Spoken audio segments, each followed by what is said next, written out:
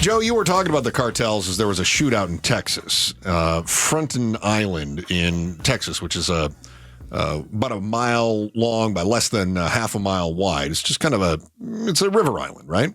And there was a little shootout there, and they say it was cartel on the island, Border Patrol on the other side. Nobody was hurt. The cartel, they say, were trying to smuggle people across the river. They were unsuccessful in doing that, but now they claim drone footage shows Mexican military building up on the other side of that island. The United States has got some buildup going on our side of that island now, so we've created this standoff at the Mexican standoff. Standoff at the Rio Grande. Indeed. It feels like an old Western. The comparisons that people have made, in fact, the Trump administration labeled the cartels as a terrorist organization. And you brought up the similarities, the parallels between the cartels and the terrorist groups and how we treat them and why we have to exercise some caution, because we certainly don't want the cartels bringing the war to our streets any more than what we already see. And we certainly don't want to create a destabilization that opens up a vacuum that allows for somebody more powerful to step in Mexico. We don't want that to happen. So it's a lot tougher than just saying, we're just going to wipe them all out. We have to be a little bit cautious in how we approach this. And I'm certain that we have some cooler heads that will be able to do that. But I was reading another article today that I thought was really interesting about the cartels and how different states, including Arizona, are trying to crack down on the cartels and what they're doing on this side of the border, specifically how they're getting people to join the cartel. I always thought you joined the cartel because you were impoverished living in a Latin American country. But apparently the cartels are actually using social media and recruiting people here in the U.S.? I guess so. Isn't that what ISIS is doing? Isn't that when we have a sleeper cell here, you say somebody all of a sudden will set off a bomb somewhere and they'll say this was I'm homegrown terrorism? Homegrown terrorism, but recruited. And we know that this is going on different video games. They'll sit there and play video games. And then somebody, after playing video games and getting to know somebody for 8 months, somebody will go, man, I can't believe the U.S. military is still bothering those people in Afghanistan.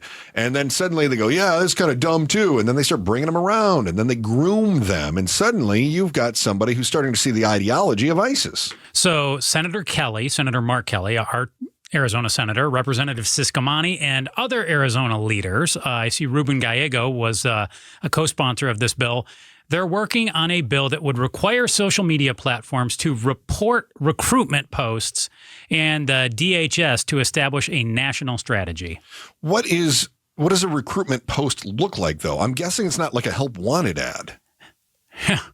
I don't think that the cartels, I don't think that the Sinaloas are saying, are you looking for an exciting career in the pharmaceutical sector? Come be a coyote. I don't think that's happening right now. I could be mistaken, but I'm guessing that's not it. So does a recruitment post look something like, I don't know, something that is anti-American, something that is sympathetic toward American behavior toward a cartel? It feels to me like there's a lot of gray area. So if I'm Meta, if I'm Facebook, how do I report that to the Department of Homeland Security? Especially since I just wiped out my entire office that was supposed to be scouring my own platform to make sure the crap wasn't being said on there, right? I just opened it up and I said free speech for everybody on my platform, and now you're going to require me to rat out users on my platform. In the interest of national security, don't get me wrong, but it feels like suddenly we've got a very bizarre tightrope where, Meta, you can't censor anyone unless it's this. That's a little odd, right? Well, and I'm sure it's not just going to be cartel violence either. I'm sure there will be other thises as well, too. Well, if it's recruiting for terrorism, right? What if it's somebody who's saying that they don't like the current leadership in the United States? Well, we got to keep an eye on them. Are we going to reopen the Office of Anti-American Activities?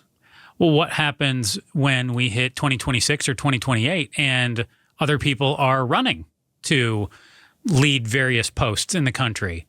Right. And then are they going to run on the platform that they're not going to report terrorists to the government any longer because it's anti-American? Of course not. I'm a little concerned with this. I think it's been done with the best of intentions. We've just seen this play out throughout history in the past. I also think it would be a little bit different if we didn't have the current zeitgeist of social media that anything goes. I mean, social media did have guidelines in the past, and they said you can't do this, you can't do this, you can't do this. Now we're being told, you can say whatever you want. Except... unless you say something that's anti-Elon Musk, and then you're going to get censored. And now, all of a sudden, we say, well, you have to report recruitment posts. And again, I don't know what these recruitment posts look like. I don't think they're help wanted ads. But let's not kid ourselves, too. It's going to expand beyond just recruitment posts. It will be recruitment posts for cartel. You mentioned terrorists. Could it be anti-leadership posts as well, too? How broadly socialists does this come to be defined of, posts that are not for the common good? Yeah, again, we saw it becomes like a catch-all. We saw this happen in the early 1900s when you had the U.S. Socialist Party was the strongest it had ever been. And suddenly we had a crackdown on that. And then in the 1950s, the anti-American activities stuff. So I get a little bit worried about this. That's not to say that I want to support terrorists or cartels or anything of that nature. Of course I don't. I'm just worried about the broad net that all of a sudden we decided anything goes, and now we're narrowing it down to except these things which we think are dangerous. Well, that feels an awful lot like the government telling us which speech is acceptable, which wasn't that the whole point of opening up Twitter and Meta and everything else in the first place?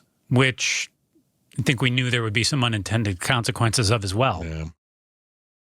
Thanks for watching The Chris and Joe Show. Click to see more from Chris and Joe and tap the button in the middle to subscribe to KTAR News.